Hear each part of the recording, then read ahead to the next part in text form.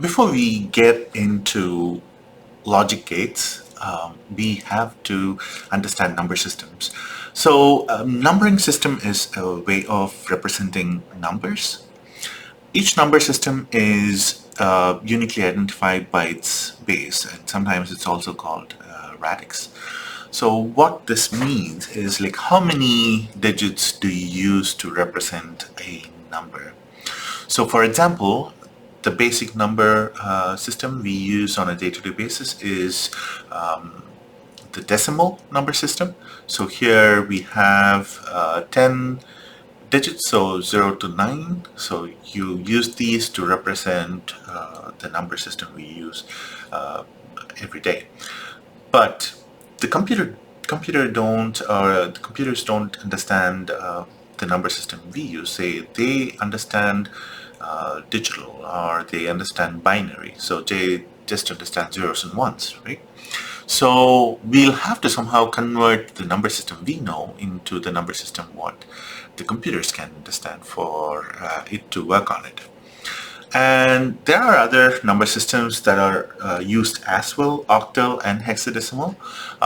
So octal, to be honest, like I've not used them anywhere else other than in courses and like maybe a few other things. But like hexadecimal, like I even use them now. Actually, say I'm not sure if any one of you have used Photoshop or something like that. Say where a color is represented in hexadecimal.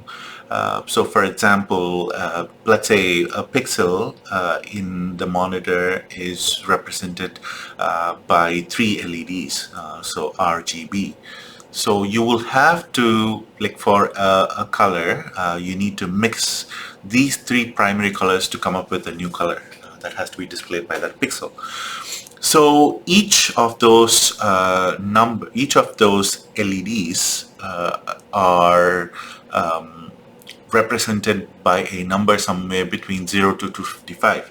So where do we get this 0 to 255? So that is because each number is represented by 8 bits. So altogether for a pixel you need 3 times 8, that is 24 bits. So each of those bits are like split into 2, and then we represent them in hexadecimal. So for example, let's say you have 1, 1, 1, 1, 1, 1, 1, 1, means like I split them into 4 and 4. So each of those means FF. So like that is 255. That is the maximum value. So you do that, and I have a hex.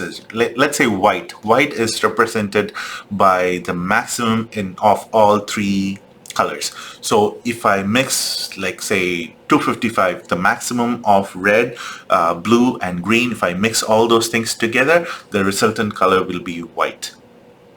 So for that, I should, if I mention that in decimal, it's going to be 255, 255, 255. If I do it in binary, it's all going to be 24 ones in a sequence. So 1, 1, 1, 1, 1, 1, 1, 1. Likewise for 3 sets for RGB. If not, like if I'm representing that in hexadecimal, I will be representing as F, F, F, F, F, F for all 3 colors. So we are using all 3 systems, but like again, for this course, we will be mainly focusing on decimal and binary, because decimal is the number system we understand, and binary is the number system like that the electronics and computer systems will understand. So let's move to, let's move to the next slide. Yeah. So here is the decimal and their binary equivalent, and octal and hexadecimal.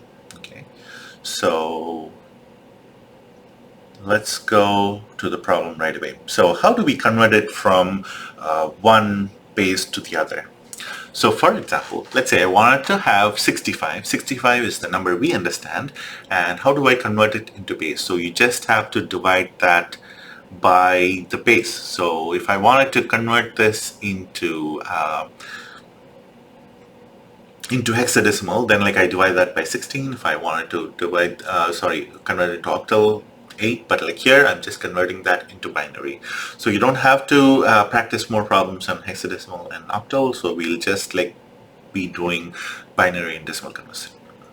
So you divide 65 by 2 and it is not perfectly divisible. The remainder is taken out, like that will be the least significant bit, so that will be 1. So 32, and then you divide that again, so 16, it's perfectly divisible, so then like you have the remainder of 0, and you do the same until you get like a 0 or 1 at the end. So this is the least significant bit, which means that is going to be in the other corner, and then like the most significant, it's going to be the 1 at first. So this is how we represent 65 in binary. So 65 in decimal is 1000001 in binary. So how do we convert from binary to decimal? So that's where we use this. So here, this is the number, so you can also use the same number here and then you can work it out. But we have to multiply those with 2 power 1, 2 power 0, starting with 2 power 0 is 1, 2 power 1 is 2, 2 power 2 is 4, 8, 16, 32, likewise you have 64, 128, 256, and 512, so you have numbers like those. So then, like you have these numbers and you just have to multiply those. So 1 times 1 is 1, 1 times 2 is 2, 0 times 4 is 0, and 1 times 8 is 8, 16, 32. Likewise, you multiply all those, you just add them together, and that is how you convert binary into decimal. So these are the things like you will have to know. So just like converting decimal to binary and binary to decimal. So let's do some assignment problems 5, 6, and 7. So to convert 255, just like convert 255 base 10 to binary. So we already discussed this. So 0 in an 8-bit system, so you have 256 combinations altogether. So you have 0 to 255, right? Like, so 255 means like it's all 1, 1, 1, 1, 1, 1, 1, 1. So, but like you will have to prove that, so better do a division, and then like you find out the reminders, and then like find the least significant bit to the most significant bit, and then like arrange them, and that's how you convert 255 to binary. So technically you should have all ones here. Likewise, try and convert this. Again, you will have to do how many combinations? Let's see, 2 power 2 power 0 is 1, so let's see, 1 and 2, 4, 8, 16, 32, 64, 128. So you will have to multiply all these with those numbers, and then like find the sum of all those, and that's how you convert this number into decimal. So do the same for this one. Again, okay, addition, we didn't do an example, but like however I will let you know. In binary addition, so things work like a little different. So 0 plus 0 is obviously 0. 0 plus 1 is 1. 1 plus 1 is not 2. It's going to be 10. The same way you carry with decimal, you will have to carry here as well. So 1 plus 1 is 10, and 0 plus 1 is again 1, so you will have to use that. So again, maybe if you have any issues like adding those numbers, like let me know. You can also verify your addition with some online sources as well, so you will be able to just do that easily. But like the only thing you will have to understand is you will have to do addition same as you do with the decimal system. But again, the most important thing you will have to remember is, like say 1 plus 1 is not 2, 1 plus 1 is 10. 10 plus 1 is 11. So that's another thing you will have to remember. So 10 plus 1 is 11, and it kind of like goes on like that. So you can probably use the table as well, maybe. So we have this table.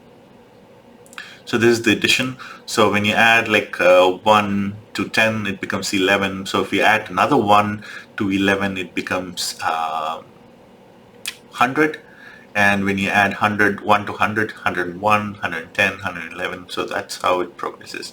So you can use the same and do the addition as well. So that should be sufficient for number system. And in the next video, we will talk about logic gates and how those work.